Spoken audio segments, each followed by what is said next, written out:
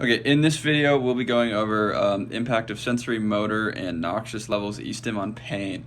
So to start, sensory, which is the one where you can feel it, but there's no contraction, no pain.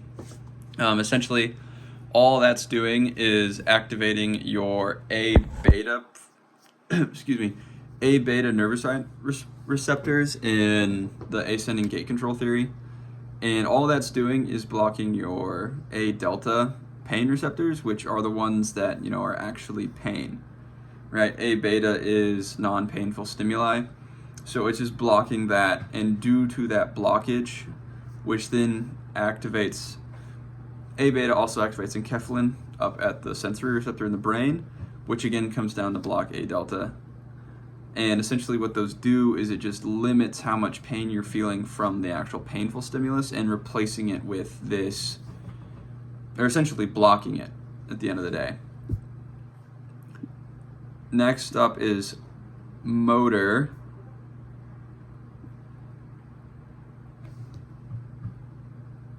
So essentially, sorry, I had to look at my notes. What this does is it's just a depolarization of type 2 motor neurons. And basically what that does is it's pretty similar to sensory, right? You're activating these other neurons, these other receptors in the area, which is just going to reduce the amount of pain you're feeling from your actual pain receptors.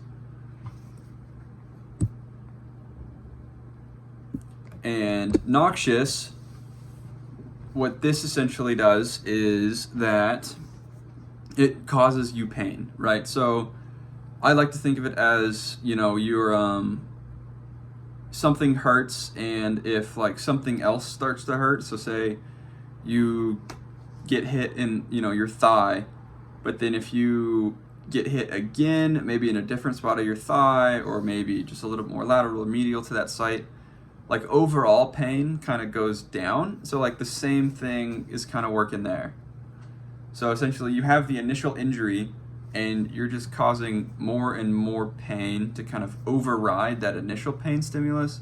And then so once that new pain stimulus is gone, the old pain stimulus, which was already there, is also going to decrease.